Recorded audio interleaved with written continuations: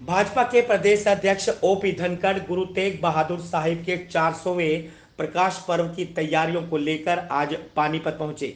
इस दौरान मीडिया से बातचीत में उन्होंने केजरीवाल, आम आदमी पार्टी और कांग्रेस पर प्रहार करते हुए भ्रष्टाचार के मुद्दे पर स्पष्ट तौर पर अपनी बातें रखी।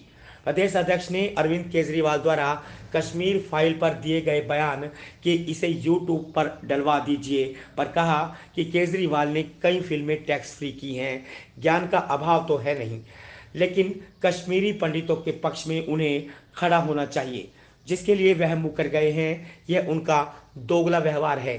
उन्होंने कहा कि द कश्मीर फाइल फिल्म लोगों को जरूर देखनी चाहिए। पंजाब में आम आदमी पार्टी की सरकार बनने के सवाल पर उन्होंने कहा कि पंजाब में दो पार्टियां शुरू से ही बाहर हो गई थी, इसलिए आम आदमी पार्टी को विजय के रूप में नहीं देखा जा सकता है। उन्होंने कहा कि अकाली दल ने भाजपा का साथ छोड़कर किसान संगठनों का साथ दिया, जो पहले नंबर पर थी वह खिसक कर दूसरे नंबर पर आ गई।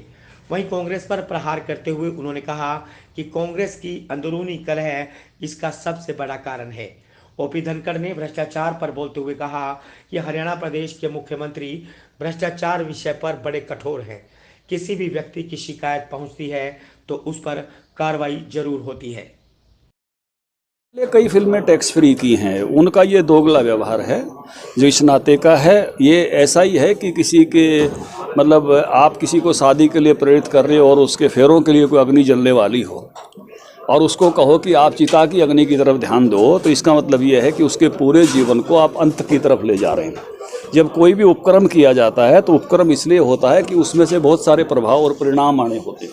अब इस उपक्रम में से भी अगर फिल्म निर्माता को उसका पैसा लौटना है तो वो भी लौटना चाहिए और ये लोगों को जाकर उस नाते से देखनी भी चाहिए। आप कुछ फिल्मों को टैक्स फ्री करते हो और कुछ को नहीं करते हो, दोगला व्यवहार है। ये ज्ञान का अभाव नहीं है। यहाँ पर वो जो ज्ञान दे रहे थे उसमें करते चाहिए था, सहयोग चाहिए था, ऐसे मिशन के लिए, ऐसे नैरेटिव के लिए जो वहाँ के पंडितों के पक्ष में था, उससे वो मुकर गए। सर, अंतिम क्वेश्चन है, 2024 में आप पार्टी चुनौती बनेगी भाजपा के लिए?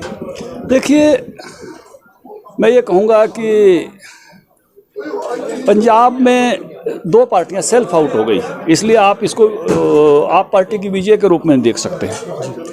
आपने देखा जिस दिन अकाली दल ने बीजेपी का साथ छोड़कर और किसान संगठनों के आंदोलन के पीछे गए तो वो नंबर 2 पर खड़े हो गए थे। पहले पे तो बचे नहीं थे। कांग्रेस उससे पहले खड़ी थी, कैप्टन अमरिंदर सिंह, तो उन्होंने अपना अधिष्ठान खो दिया, भूमिका खो दी। फिर कांग्रेस पार्टी ने जो आदमी उनका मजबूत था, उसको मीडिया ने जो लाइन ली थी वही मैं बता रहा हूँ, बड़े बेआबरू होकर तेरे कूचे से निकले हम, कैप्टन साहब को विदा किया। फिर 2 बंदे ऐसे जिनकी लड़ाई ख़त्म नहीं हुई, जैसे यहाँ कांग्रेस का युद्ध चल रहा है ऐसे ही चन्नी साहब और सिद्धू साहब का युद्ध चलता रहा, तो 2 पार्टियां सेल्फ आउट हो गई। वहाँ पिछली बार में ही आप पार्टी आकर 1 नंबर पर, वहाँ दूसरे नंबर पर खड़ी हो गई थी, इस नाते से वो पहले नंबर में आ गई। इसमें करिश्मा नहीं। करिश्मा हम तब मानेंगे जैसे यूपी में 37.5 साल के बाद कोई सरकार दूसरी बार बनी, उत्तराखंड बनने के बाद कोई सरकार पहली बार दूसरी बार आई है, मणिपुर जैसे पूर्वोत्तर राज्य में हम आए हैं और गोवा में हम तीसरी बार आए हैं। ये सेंटेंस मुझे बहुत हैंडसम लगता है क्योंकि हरियाणा में भी हम तीसरी बार आएंगे।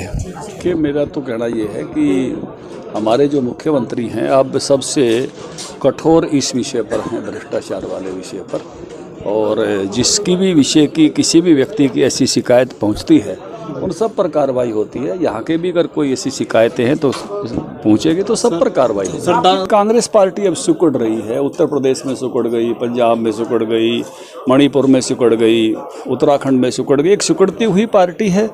तो इस नाते से मुझे लगता है कि अब सब जगह अब हरियाणा की भी बारी है।